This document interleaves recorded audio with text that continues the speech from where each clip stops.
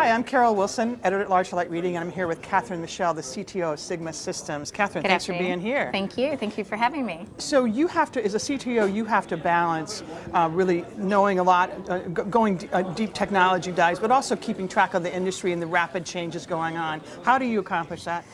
Well, certainly that is by definition what a CTO is about. Mm-hmm. And certainly I've always expected that any CTO worth that position can do that, because if you're not aware of emerging trends, if you're not aware of what customers in your industry want and what challenges they're up against, how are you going to identify and build good product? Okay. And I think, ultimately that does require the ability to understand the industry, understand strategy, understand where technology is taking things, mm-hmm. And also match it up with the underlying deeply technical requirements of building software, okay. Understanding networks, and so on. Okay.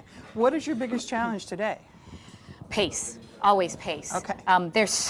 There are so many things happening in our industry in particular.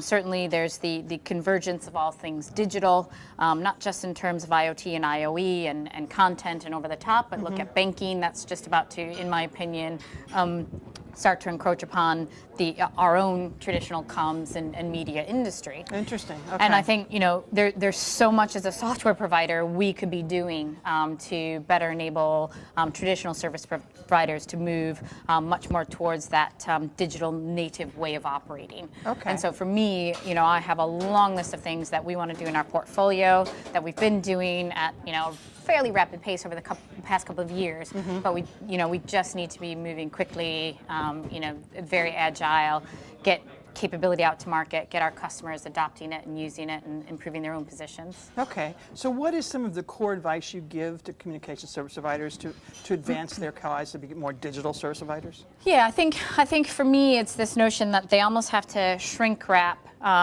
in their organization the capability and DNA that's very systems engineering and network engineering centric. Mm-hmm. Clearly that's the core of what they do as a business, and that's the core of what they can enable in terms of capability for their customers, but they really need to start operating at a much higher level with their customers in terms of being very product driven when they engage with the customer. Okay. And so it's really really about embracing the digital engagement with their customers around selling the product, delivering the product, and the customers using the product. Okay. And there's a lot of operational legacy. I'm not talking about the systems necessarily. Right. Clearly that's a big part. Sure. But I'm talking about the way that they expect to engage with the customer has to completely change. Okay. The traditional approach of engaging human to human, long manual lead times, that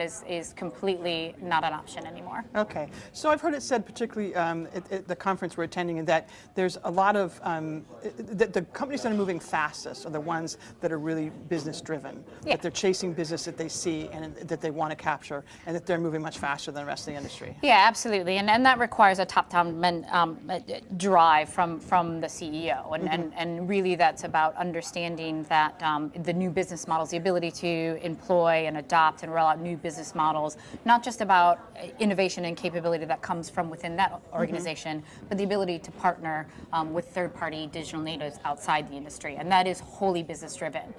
Again, there are some technical implications to that, because you cannot be constrained by the legacy back office that service providers are traditionally investing in. You have to create this layer of agility that allows you to interact with those new business models, okay. onboarding new capability, combining it with your other capability, getting it to market, getting it to customer automatically and quickly. Okay. Okay, so you founded a company, Tribond, right? Tribold, yes. Tribold, yeah, sorry, yeah. Tribold. And you're now the CTO of the company that acquired your company, Sigma. So if we had a party for all the women who founded companies in tech and are now CTOs, I think we could rent a fairly small room. So I have to ask you, what are there certain qualifications that you feel like you needed to achieve this level? And also, could you tell me about some of the advocacy you've done for women in this space? So obviously, the qualifications for me to be a CTO are no different than if it were a male in the same position. You know, I have to understand the market, I have to understand the technology, I have to surround myself with incredibly smart people who are often way brighter than I am. I have to rely on colleagues for deep areas of expertise. I have to bring that all together and synthesize it into something cohesive that we can turn into a product and sell our customers. Right, okay. That doesn't matter if I'm a male or female. That's a prerequisite for the position and to be successful.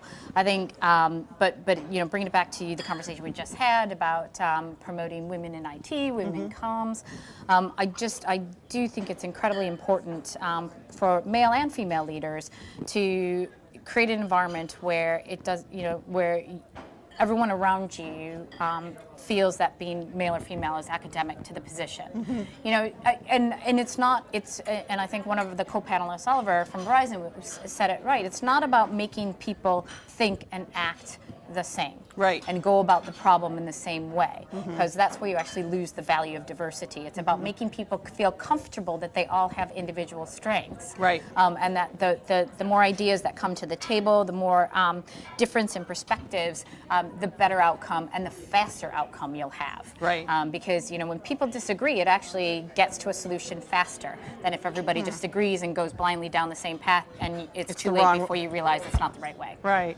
I think you also made a very good point when you said that in the digital services world, the digital world, it's going to be more important to have diversity because women are going to be consuming a lot of the services, and if they're not, their voices aren't represented, the services aren't going to be as popular. Absolutely, and it's not just that they're you know an equal consumer of the services, but I think when you think about the design that has to go into the usefulness and the satisfaction and the efficiency of the services, that requires different levels of perspective. You know, the functionality of how you interact with that service, the way in which you receive that service, the look and feel of that service, and the thinking around the requirements for that, the design that goes into that, you know, that needs to come from a broader base of people to contribute. Okay. And I think that's what makes a better product in the end. That makes a lot of sense. Catherine, thanks for being here with us today. Thank you very much.